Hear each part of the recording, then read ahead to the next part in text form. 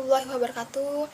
Perkenalkan, nama saya Trianur Aini, kelas manajemen 22A dengan NPM 22411037. Di video kali ini, saya akan menjelaskan tentang uji hipotesis. Langsung saja kita membahas tentang pengertian dari uji hipotesis. Pengertian uji hipotesis adalah metode pengambilan keputusan yang didasarkan dari analisis data. Dalam statistik, sebuah hasil dapat dikatakan signifikan secara statistik jika kejadian tersebut hampir tidak mungkin disebabkan oleh faktor yang kebetulan. Sesuai dengan batas probabilitas yang sudah ditentukan sebelumnya, uji hipotesis kadang juga disebut dengan konfirmasi analisis data. Keputusan dari uji hipotesis hampir selalu dibuat berdasarkan pengujian hipotesis nol. Hal ini merupakan pengujian untuk menjawab pertanyaan yang mengasumsikan hipotesis nol adalah benar. Slide selanjutnya kita akan membahas terkait dengan macam-macam hipotesis.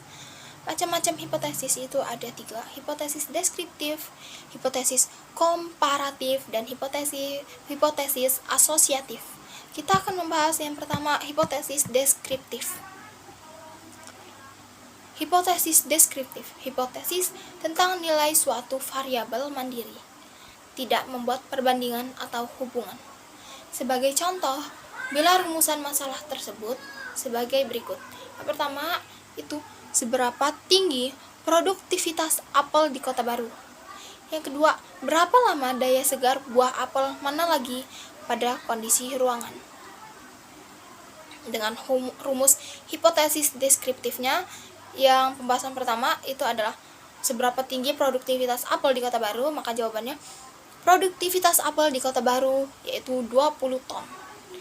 Yang kedua, berapa lama daya segar buah apel mana lagi pada kondisi ruangan, maka jawabannya daya tahan segar buah apel mana lagi pada suhu ruangan adalah 20 hari. Yang kedua yaitu hipotesis komparatif. Hipotesis ini merupakan pernyataan yang menunjukkan dugaan nilai satu variabel atau lebih pada sampel yang berbeda. Contoh rumusan hipotesis komparatif yang pertama nih. Apakah ada perbedaan produktivitas apel mana lagi di kota X dan produktivitas apel mana lagi di kota Y? Yang kedua, apakah ada perbedaan kadar gula pada buah apel mana lagi dan buah apel ana dari Kota Baru? Maka jawaban dari rumus hipotesisnya, hipotesis komparatif. Apakah ada perbedaan produktivitas apel mana lagi di Kota X dan di Kota Y? Jawabannya tidak. Tidak terdapat perbedaan produktivitas buah apel di Kota X dan di Kota Y. Dan apakah ada perbedaan kadar gula pada buah apel mana lagi dan buah apel ana dari Kota Batu?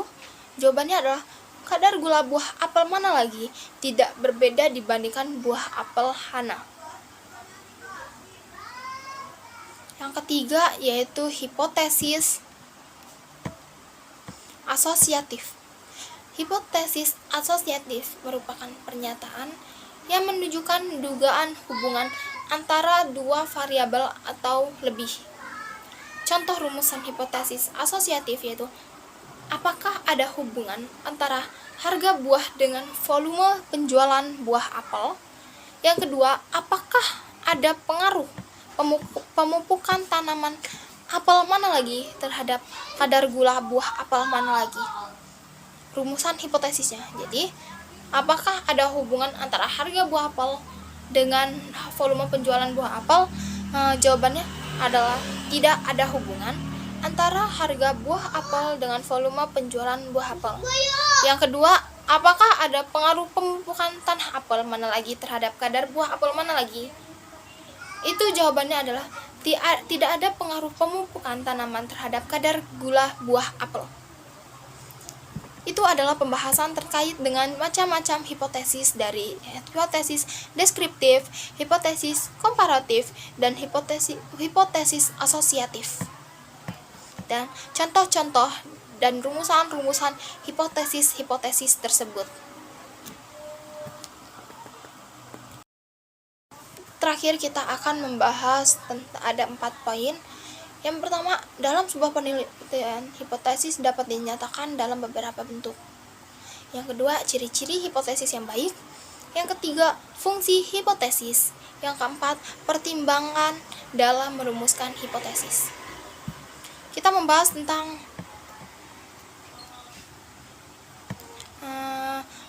hipotesis, penelitian hipotesis dalam beberapa bentuk. Jadi bentuk hipotesis yang pertama ada hipotesis nol dan hipotesis alternatif. Kita membahas pertama dulu hipotesis nol.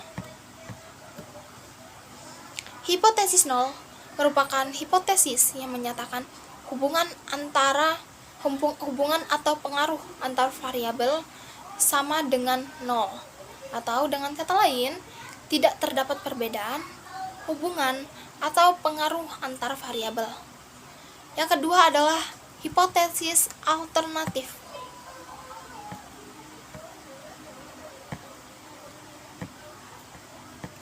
Hipotesis alternatif adalah hipotesis yang menyatakan adanya perbedaan hubungan atau pengaruh antara variabel tidak sama dengan nol, atau dengan kata lain terdapat perbedaan hubungan atau pengaruh antar variabel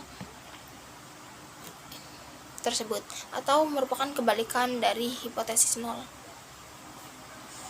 Pembahasan nomor 2, ciri-ciri hipotesis yang baik.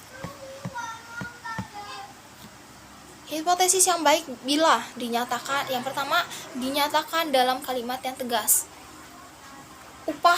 Contohnya, upah memiliki pengaruh yang berarti terhadap produktivitas karyawan, itu jelas. Sementara yang tidak jelas yaitu upah memiliki pengaruh yang kurang berarti terhadap produktivitas karyawan, itu tidak jelas. Yang kedua ada yang namanya dapat diuji secara alamiah.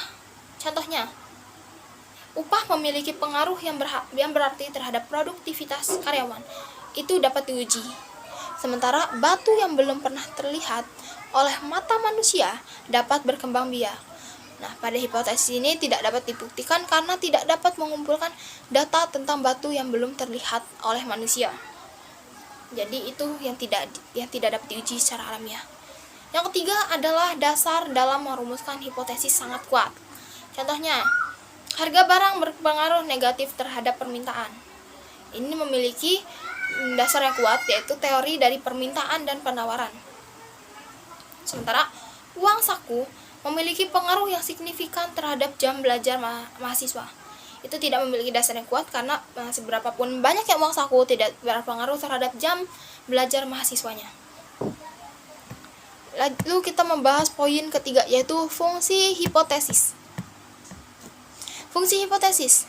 Hipotesis merupakan kebenaran sementara yang perlu diuji kebenarannya. Oleh karena itu, hipotesis berfungsi sebagai kemungkinan untuk menguji kebenaran suatu teori. Jika hipotesis sudah diuji dan dibuktikan kebenarannya, maka hipotesis tersebut menjadi suatu teori. Jadi, sebuah hipotesis diturunkan dari suatu teori yang sudah ada, kemudian diuji kebenarannya, dan pada akhirnya memunculkan teori baru. Lalu, untuk menguji kebenaran suatu teori, kita harus memberikan gagasan baru untuk mengembangkan suatu teori dan memperluas pengetahuan peneliti mengenai suatu gejala yang sedang dipelajari. Lalu kita membahas poin terakhir, yaitu pertimbangan dalam merumuskan hipotesis. Pertimbangannya itu, yang pertama, harus dinyatakan secara jelas dan tidak bermakna ganda. Artinya, rumusan hipotesis harus bersifat spesifik dan mengacu pada satu makna dan tidak boleh menimbulkan penafsiran lebih dari satu makna. Lalu, jika hipotesis dirumuskan secara umum, maka hipotesis tersebut tidak dapat diuji secara empiris. Sementara hipotesis ini harus dapat diuji secara empiris, maksudnya ialah memungkinkan untuk diungkapkan. dalam bentuk operasional yang dapat dievaluasi berdasarkan data yang secara empiris. Lalu sebaiknya hipotesis jangan mencerminkan unsur-unsur moral, nilai, ataupun sikap. Itu terkait dengan pembahasan uji hipotesis. Kurang lebihnya saya mohon maaf. Saya akhiri. Wassalamualaikum warahmatullahi wabarakatuh.